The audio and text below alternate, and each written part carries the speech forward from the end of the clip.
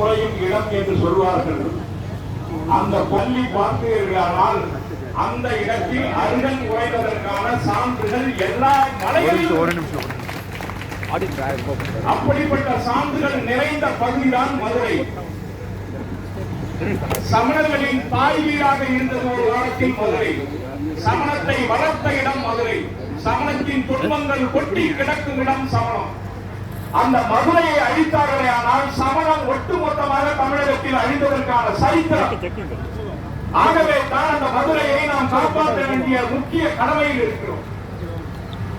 ஏதோ சமண தொழில் தடயங்களை மட்டும் காப்பதற்கான ஆர்ப்பாட்டம் அல்ல இது. அந்த மலைகளில் இருக்கக்கூடிய பல்லுயிர்களை காக்க வேண்டும். சமண மலைகளில் மட்டும்தான் வித்தியாசமான புள்ளினங்கள் முதற்கொண்டு பறவை இனங்கள் முதற்கொண்டு விலங்கினங்கள் அத்தனையும் வந்து வாழ்கிறது. ஆகவே அந்த மலையை காப்பது ஒவ்வொரு மனிதனுடைய கடமை.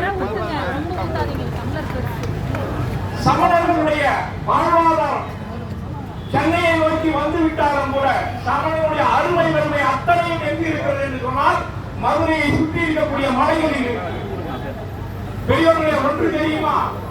சமணர்கள் எங்கெல்லாம் படுக்கை அமைத்திருக்கிறார்களோ, சமணர்கள் எங்கெல்லாம் தீர்த்ததர் திருவேணியை வடித்திருக்கிறார்களோ, கல்வெட்டு அமைத்திருக்கிறார்களோ, அந்த மலை அந்த பாறை அத்தனையும் நம்பர் 1 குவாலிட்டியான பாறைகள்.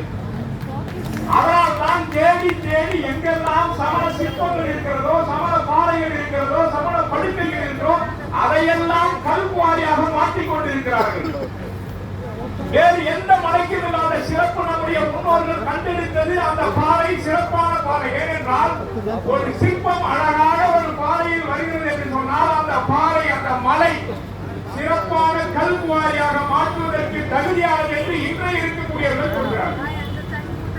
நான் கேட்கிறேன் மத்திய அரசை, உங்களுடைய அறிவியல் வளர்ப்பிற்காக எங்களுடைய சமண தொழில் தடயங்களை அழிப்பதுதான் உங்களுடைய லட்சியமா? சொல்லுங்கள். அறிவியல் முக்கியமா, மெய்ஞானம் முக்கியமா? சமணத்தினுடைய மெய்ஞானத்துக்கு முன்னால் உங்கள் டங்ஷன் இழை ஒருபோதும் நிலைத்து நிற்காது. அது நம்முடைய ஒற்றுமையுடைய வலிமை.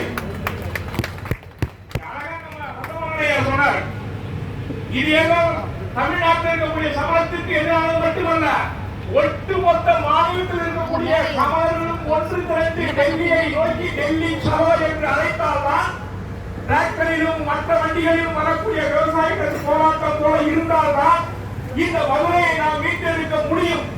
ஏதோ நமது வழக்கமான ஒரு கூட்டம், ஒரு ஆர்ப்பாட்டம், ஒரு சொற்பொழிவு என்று இருந்துவிட்டால் மாற்று வழியில் தன்னுடைய மதுரையை நிர்பணம் செய்வதற்காக மத்திய அரசு அந்த மதுரை மலையை அழைப்பதற்கு தயாராகிவிடும்.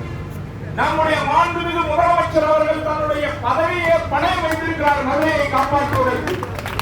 முதலாவது அவரை சென்று இந்த மதுரை பாங்குளத்தினுடைய சிறப்புகள், மதுரை ஐட்டாப்பட்டியினுடைய சிறப்புகளை எல்லாம் தொகுத்து டாக்குமெண்ட்ரியாக இணைத்து நமது மனாதிபதிகள் போன்றவர்கள் எல்லாம் அழைத்து சென்று, அமைச்சர் ஏனா வேலு போன்றவர்கள் எல்லாம் சமணத்தை தெரிந்தவர்கள் அமைச்சர்களாக இருக்கிறார்கள், அவர்களெல்லாம் அழைத்து சென்று முதலாக முதலமைச்சரை சந்தித்து அதன் பிறகு மாண்புமிகு அமைச்சர் அமித்ஷா போன்றவர்கள் எல்லாம் சமணத்தை அருமையாக தெரிந்தவர்கள்.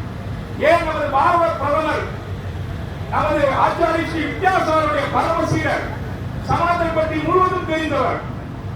ஆகவே அவரை அறிவியல் பூர்வமான அனுபவத்தை விட்டுவிட்டு ஆன்மீகம் சம்பந்தமாக அவரை அணுகி மதுரை சமணத்தை காப்ப வென்றெடுக்க நாம் அனைவரும் உறுதி கூற வேண்டும் என்பதை இந்த நேரத்திலே கேட்டுக்கொண்டு சமணர்களின் ஒற்றுமை ஓங்குக ஓங்குக என்று சொல்லி நல்ல வாய்ப்புக்கு நன்றி பாராட்டி விடைபெறுகிறேன். நன்றி, வணக்கம்.